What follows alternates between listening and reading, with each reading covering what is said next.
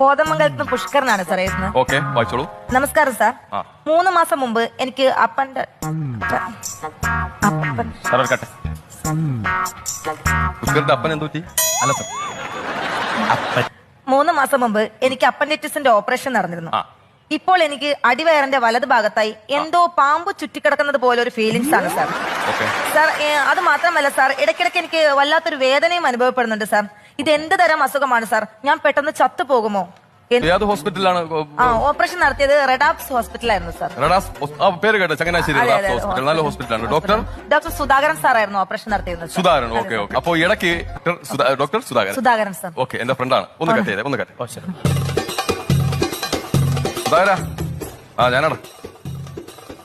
നിന്റെ അളിയൻ അമേരിക്കൻ ഒരു ടെലസ്കോപ്പില്ലേ, അത് കാണാനില്ലെന്ന് പറഞ്ഞു. ഞാൻ കണ്ടെത്തി. ആ അഡ്രസ് ഒന്ന് പറ. പുള്ളിയുടെ അഡ്രസ് ഒന്ന് പറ.